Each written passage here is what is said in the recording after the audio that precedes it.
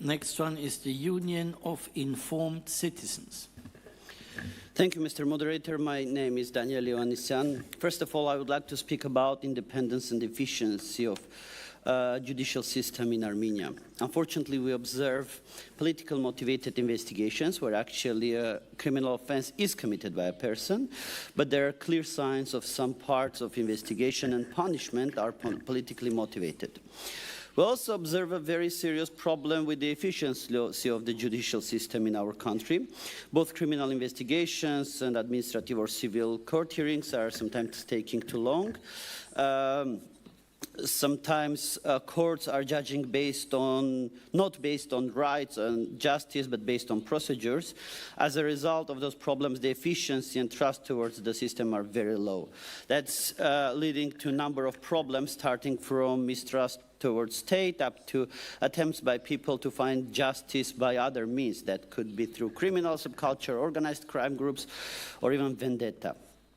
But ladies and gentlemen, at the same time, I would like to talk about so-called criminal investigations against Armenian prisoners of war and captive civilians in Azerbaijan.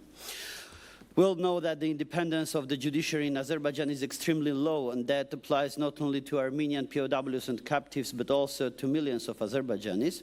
But you wouldn't see Azerbaijani NGOs talking about that.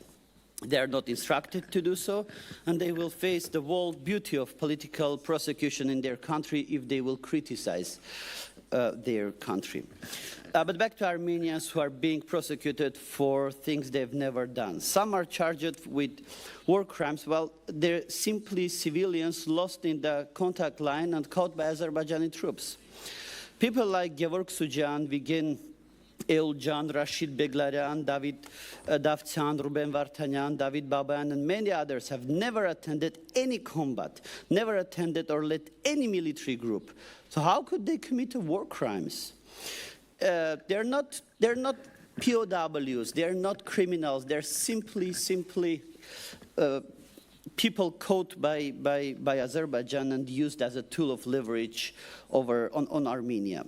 Instead of talking about absence of independent judiciary in their country, Azerbaijani NGOs are speaking about number of war-related incidents. Yes, what happened in Ganja during the war is terrible, but it is clear that it's a terrible accident where target was a military airport located next to a civilian building that was hit.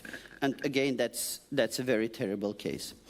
They're speaking of cluster munitions. I will ask them to speak about cluster munitions that their military used against civilian populated parts of Stepanakert, Hadrut, and other cities that were recorded by trusted international organizations.